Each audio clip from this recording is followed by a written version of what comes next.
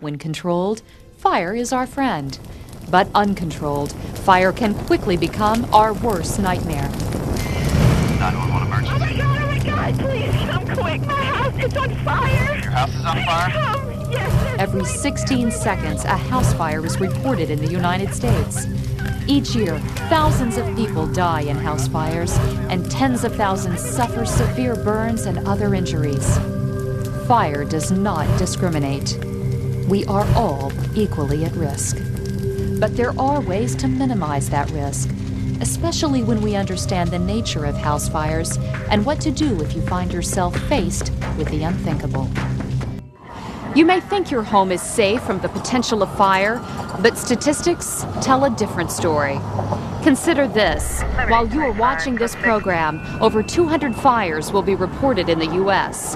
At least 4 people will lose their lives, be injured, or face long, painful rehabilitation in burn centers, perhaps never to resume the same quality of life. We see a lot in our business, and a lot of bad things. And one of the worst things that I think I've seen is a burn victim. I think that the average person has a misconception that a fire will never happen to them.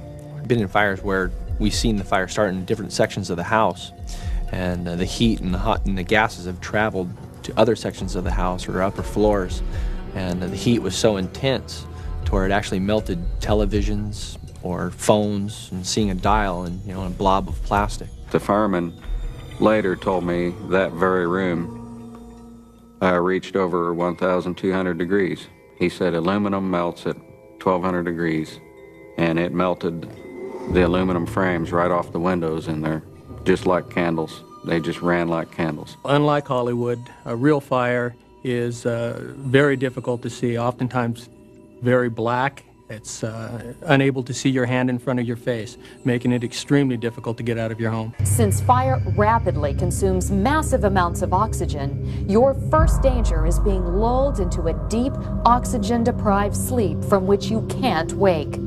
Many victims actually suffocate before smoke or flames ever reach them. I've been on more than one fire where we found people lying on the couch or in the bed. They were overcome by smoke, hot gases, and they died in that same position that they went to sleep in. But imagine for a moment that you do wake, only to rise into the superheated air that hugs the upper half of this room. One breath of this air, nearly 800 degrees at eye level, can literally scorch the lungs.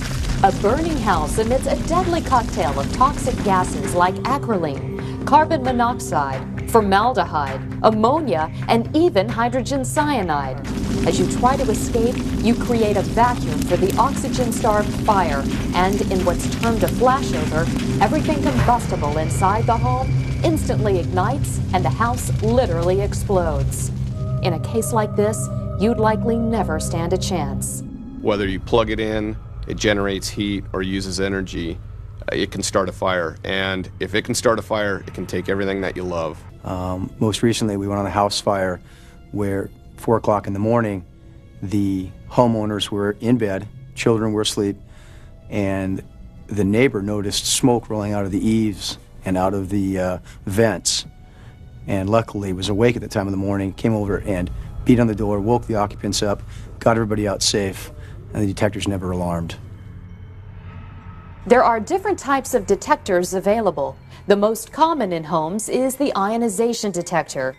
Chances are you are one of the millions of families who go to sleep every night with this type of detector in your hallway.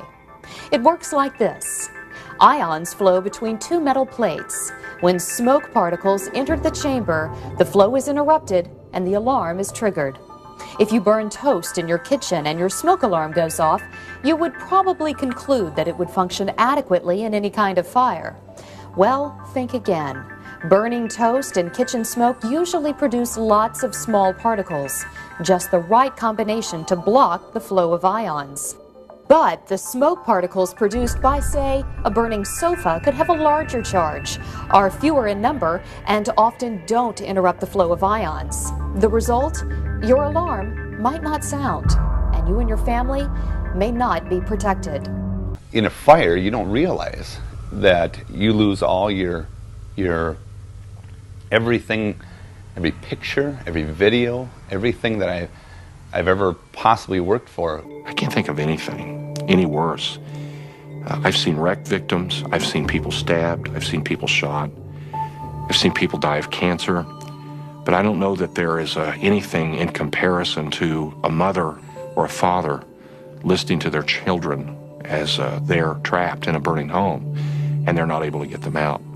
You know, you always think you got time, but it went real as fast. I've never seen anything go so fast. It just takes a matter of seconds because a fire can wipe you out, and it wiped us out. Prepare your house in the best way you can, because if my kids had been asleep back in the bedrooms, we wouldn't have got out. 911 dispatch 50. There's a fire at my house. Let me give you the fire department.